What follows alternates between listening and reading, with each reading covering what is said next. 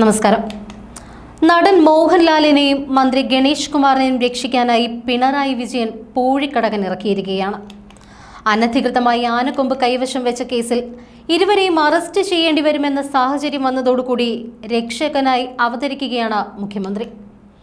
ഇവർക്കായി നിലവിലുള്ള നിയമത്തിൽ ഭേദഗതി വരുത്താൻ കേന്ദ്രത്തോട് ആവശ്യമുന്നയിക്കുകയാണ് സംസ്ഥാന സർക്കാർ.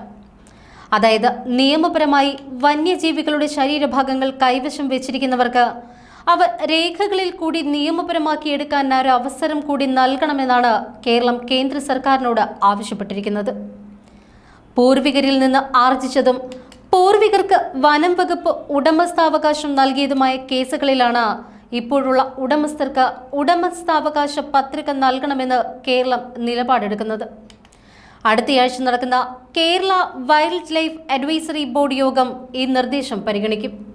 മന്ത്രി ഗണേഷ് കുമാർ നടൻ മോഹൻലാൽ പുലിപ്പല്ലുമാലയിൽ ലോക്കറ്റാക്കിയിട്ടു എന്ന കേസിൽ റാപ്പർ വേടനും നിയമലംഘനങ്ങൾക്ക് പിടിക്കപ്പെട്ടതോടുകൂടിയാണ് ഇവരെ സഹായിക്കാൻ സർക്കാർ രംഗത്ത് വന്നത്.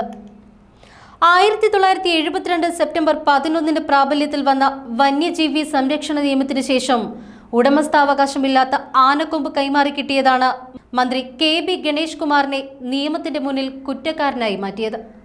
മന്ത്രി KB ഗണേഷ് കുമാർ ഉടമസ്ഥാവകാശമില്ലാതെ ആനക്കൊമ്പുകൾ സൂക്ഷിക്കുന്ന വിഷയം വിവാദമാക്കിയതിൽ വനമന്ത്രി AK ശശീന്ദ്രന് പങ്കുണ്ട് എന്ന് മന്ത്രി ഗണേഷ് കുമാർ സംശയിച്ചിരുന്നു. മോഹൻലാലിനെ ആനക്കൊമ്പ് കേസിൽ കുരുക്കിയ മാതൃകയിൽ തന്നെയും കുടുക്കാൻ ശ്രമം നടക്കുന്നുവെന്നാണ് ഗണേശൻ സംശയിച്ചത്. അതേസമയം ഓവർ ആക്ഷൻസ് നടത്തുന്ന ഗണേശനെ സ്റ്റാൻഡിൽ തളച്ചിടാനുള്ള CPMന്റെ തന്ത്രമാണോ ഇത് എന്നും ഇത് ശശീന്ദ്രൻ വഴി പയറ്റുന്നതാണോ എന്ന സംശയവും ഗണേശനുണ്ട്. കാരണം മുഖ്യമന്ത്രി പിണറായി വിജയന്റെ വിശ്വസ്തനാണ് മന്ത്രി AK ശശീന്ദ്രൻ. മുൻ മന്ത്രി ആന്റണി രാജുവിനെയും ഗണേശൻ സംശയത്തിന്റെ നിഴലിൽ നിർത്തുന്നു. അതേസമയം ഇക്കാര്യത്തിൽ വനം വകുപ്പിനോട് അടിയന്തര റിപ്പോർട്ട് തേടുമെന്ന് മന്ത്രി AK ശശീന്ദ്രൻ പറഞ്ഞു. വിവരാവകാശ നിയമപ്രകാരം മലയാള മനോരമ പുറത്തു കൊണ്ടുവന്ന വാർത്തയെ തുടർന്നാണ് മന്ത്രിയുടെ ഇടപെടൽ. വിവരാവകാശം നിയമപ്രകാരം നൽകുന്ന മറുപടികളിൽ ഇടപെടാൻ മന്ത്രിക്കാവില്ല. ഗണേഷ് കുമാറിന്റെ കയ്യിലുള്ള കൊമ്പുകൾ പാരമ്പര്യമായി കിട്ടിയതാണ് എന്നാണ് താൻ മനസ്സിലാക്കിയിരുന്നത് എന്ന് മന്ത്രി പറഞ്ഞു. എന്നാൽ ഗണേഷ് കുമാറിന് അത് എപ്പോൾ കൈമാറി കിട്ടിയെന്നത് പരിശോധിക്കണമെന്നും മന്ത്രി കൂട്ടിച്ചേർത്തു.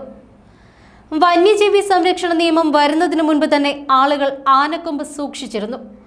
നിയമം വന്ന ശേഷം ക്രയവിക്രയം പാടില്ല. ഗണേഷ് കുമാറിന്റെ കയ്യിൽ എങ്ങനെ എപ്പോൾ ആനക്കൊമ്പുകൾ എത്തിയെന്നും നിയമപരമായ എന്ത് രേഖയുടെ അടിസ്ഥാനത്തിലാണ് ഇത് കൈവശം വെച്ചിരിക്കുന്നത് എന്നും അന്വേഷിക്കും. ഇതിൽ ഗണേഷ് കുമാറിന് ആനക്കൊമ്പ് എപ്പോൾ കിട്ടിയെന്ന മന്ത്രിയുടെ ചോദ്യം പ്രസക്തമാണ്. ബാലകൃഷ്ണപിള്ളയുടെ മരണത്തിന് ശേഷമാണ് ഗണേശന് ഇത് കിട്ടിയത് എന്നാണ് പറയപ്പെടുന്നത്. പിള്ള മരിക്കുന്നത് 2021 മെയ് 3-നാണ്. അപ്പോൾ നിയമം പ്രാബല്യത്തിലായിട്ട് വർഷങ്ങൾ കഴിഞ്ഞു. കോടികൾ വിലമതിക്കുന്ന ആനക്കൊമ്പുകൾ വനം വകുപ്പിന്റെ സ്റ്റോറുകളിലുണ്ട്.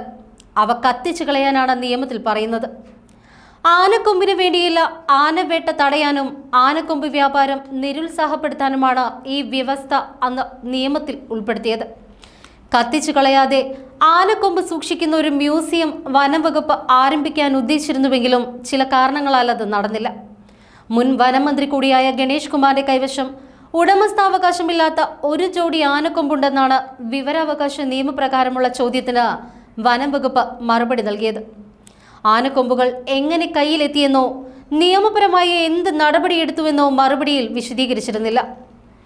വർഷങ്ങളായി മന്ത്രി KB ഗണേഷ് കുമാറിന്റെ കൈവശമുള്ള ആനയ്ക്ക് ഉടമസ്ഥാവകാശമില്ല എന്ന് വനം വകുപ്പ് പറയുന്നു. മുൻ വനമന്ത്രി കൂടിയായ ഗണേശന് എങ്ങനെ ആനയെ കിട്ടിയെന്ന് വനം വകുപ്പിന് അറിയില്ല.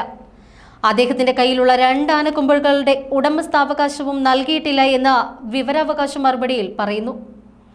ഗണേശന്റെ കൈവശം ഇപ്പോഴുള്ള ആന അദ്ദേഹത്തിൻ്റെതാണ് എന്നതിന് മൈക്രോചിപ്പ് സർട്ടിഫിക്കറ്റ്, ഡേറ്റ ബുക്ക് എന്നീ രേഖകൾ മാത്രമാണുള്ളത്. പിതാവും മുൻ മന്ത്രിയുമായ അന്തരിച്ച R ബാലകൃഷ്ണപിള്ളയുടെ കൈവശമുണ്ടായിരുന്ന ആനയാണ് ഗണേശന് ലഭിച്ചത്. ബാലകൃഷ്ണപിള്ളയുടെ കയ്യിൽ ആന എത്തിയത് എങ്ങനെയെന്ന വിവരം വനം വകുപ്പ് ആസ്ഥാനത്തില്ല. കൈവശാവകാശ നിയമപ്രകാരം ആനയെ ഗണേശന് മാറ്റി നൽകുന്നതിനുള്ള അപേക്ഷയിൽ വകുപ്പ് ഇതുവരേക്കും തീരുമാനവും എടുത്തിട്ടില്ല. നിയമപരമായ ആധികാരിക രേഖയില്ലാതെ ആനയെ കൈവശം വയ്ക്കുന്നത് വന്യജീവി നിയമപ്രകാരം കുറ്റകരമാണ്. ആർ ബാലകൃഷ്ണപിള്ളയുടെ കൈവശവും ആനക്കൊമ്പുകൾ ഉണ്ടായിരുന്നുവെന്ന് വിവരാവകാശ രേഖയിൽ വനം വകുപ്പ് വ്യക്തമാക്കുന്നു. എന്നാൽ ഈ ആനക്കൊമ്പുകൾ അദ്ദേഹത്തിന് ലഭിച്ചത് എങ്ങനെയെന്നും ആർക്കെങ്കിലും കൈമാറ്റം ചെയ്തിട്ടുണ്ടോ എന്നുമുള്ള രേഖകളും ലഭ്യമല്ല. ബാലകൃഷ്ണപിള്ളയുടെ കൈവശമുണ്ടായിരുന്നതിൽ 5 ജോഡി ആനക്കൊമ്പും 110 ഗ്രാം ചെറു കഷണങ്ങളും വനം വകുപ്പ് ഏറ്റെടുത്തിട്ടുണ്ട്. ആനക്കൊമ്പ് ലഭിച്ചതിന്റെ ഉറവിടം അറിയില്ല എങ്കിൽ കേസെടുത്ത് പിടിച്ചെടുക്കണമെന്നിരിക്കെയാണ് ഇത് ചെയ്യാതെ ഏറ്റെടുത്ത വിചിത്രമായ നടപടി. എന്നാൽ മന്ത്രിയുടെ കയ്യിലെ അനധികൃതമായ കൊമ്പ് പിടിച്ചെടുത്ത് വിവാദം ഒതുക്കുക എളുപ്പമല്ല.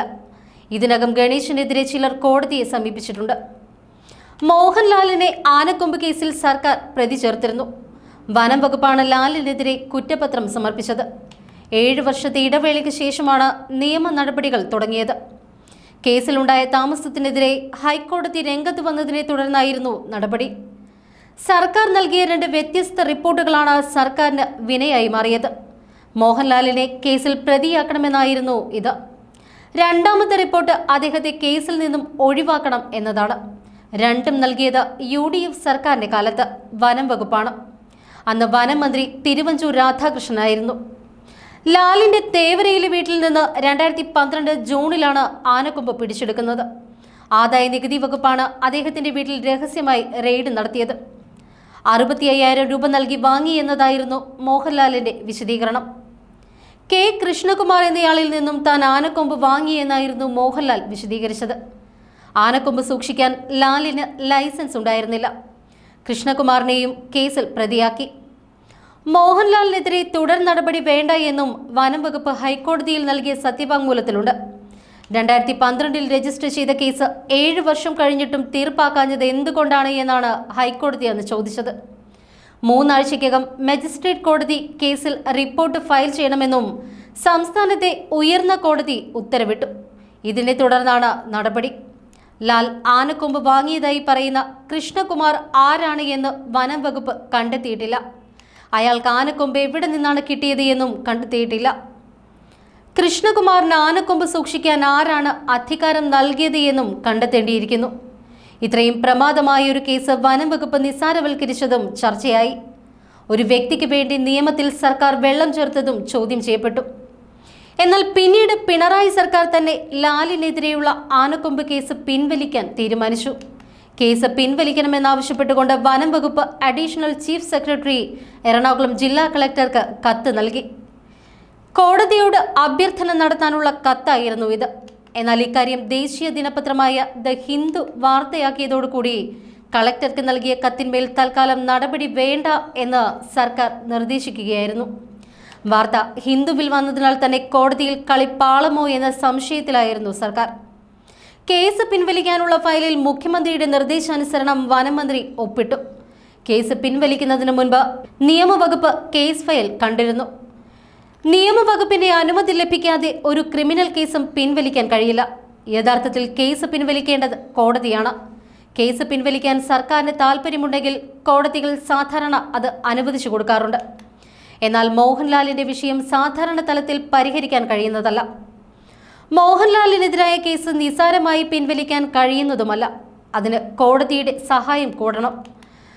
മോഹൻലാലിനേക്കാൾ പ്രമാദമാകാൻ പോകുന്നതാണ് ഗണേശിന്റെ കേസ്.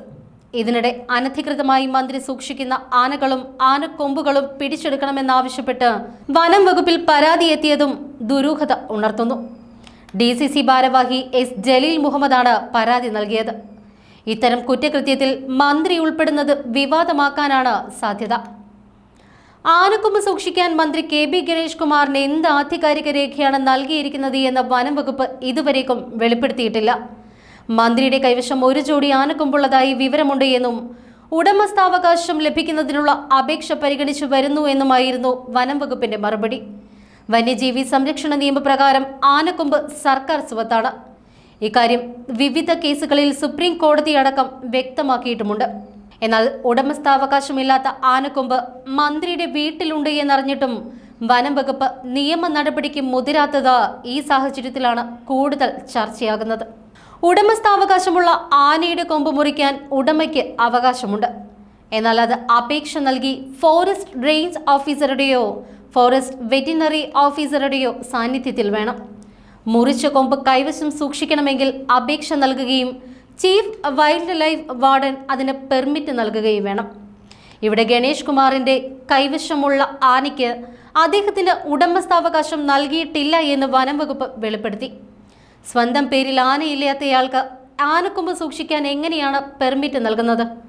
മന്ത്രിയുടെ പേരിൽ ആനയില്ല എന്ന് സ്ഥിരീകരിച്ച വകുപ്പിന് ആനക്കൊമ്പിന്റെ ഉറവിടവും അറിയില്ല. ഇനിയാണ് വനം വകുപ്പ് കളി തുടങ്ങാൻ പോകുന്നത്. ഇലയ്ക്കും മുള്ളിനും കേടില്ലാതെ ഗണേശൻ മോഹൻലാൽ വേടൻ വിവാദം അവസാനിപ്പിക്കാൻ തന്നെയായിരിക്കും മുഖ്യമന്ത്രിയുടെ താൽപര്യം. വനം വകുപ്പിന് ഇതിനാവശ്യമായ നിർദ്ദേശം മുഖ്യമന്ത്രി നൽകി.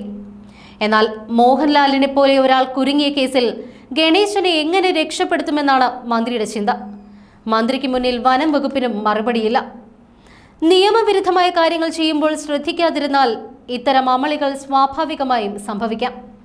അതുകൊണ്ട് തന്നെയാണ് നിയമം തന്നെ ഭേദഗതി ചെയ്യാൻ കേന്ദ്രത്തോട് സംസ്ഥാന സർക്കാർ ആവശ്യപ്പെടുന്നത്.